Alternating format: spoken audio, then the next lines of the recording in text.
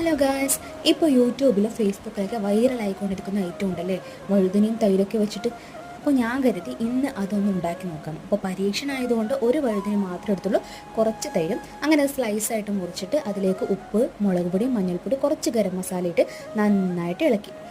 പിന്നെ അത് ഒരു പാൻ അടുപ്പത്ത് വെച്ച് അത് ഫ്രൈ ചെയ്തു. നന്നായിട്ട് തിരിച്ചും മറിച്ചൊക്കെ ഇട്ട് ഫ്രൈ ചെയ്തതിന് ശേഷം വേറൊരു പാൻ എടുത്ത് അതിലേക്ക് ഓയിൽ ഒഴിച്ച് കുറച്ച് ജീരകം, അതുപോലെ കുറച്ച് കടുകൊക്കെ ഇട്ട്, പിന്നെ ഞാൻ കുറച്ച് ഉള്ളി, ചെറിയ ഉള്ളിയും അതുപോലെ തന്നെ വെളുത്തുള്ളി മുറിച്ചിട്ടുണ്ടായിരുന്നു. അപ്പോൾ അതും കൂടി അതിലേക്ക് ഇട്ടിട്ട് നന്നായിട്ട് ഇളക്കി. പിന്നെ നമ്മുടെ മെയിൻ ഐറ്റമാണ് തൈര് അതിലേക്ക് ഒഴിച്ചു. കുറച്ച് തൈര് ഉണ്ടായിരുന്നുള്ളൂ, അപ്പോൾ അത് മുഴുവനായിട്ട് ഒഴിച്ചു.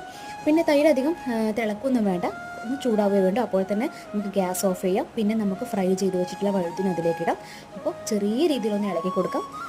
പിന്നെ അപ്പോൾ സിമ്പിൾ ആൻഡ് ടേസ്റ്റി ആയിട്ടുള്ള ഐറ്റം റെഡി ആയി കഴിഞ്ഞു. അപ്പോൾ ട്രൈ ചെയ്യാത്തവരൊന്ന് ട്രൈ ചെയ്ത് നോക്കുക. അപ്പോൾ വീഡിയോ ഇഷ്ടമായ ലൈക്ക്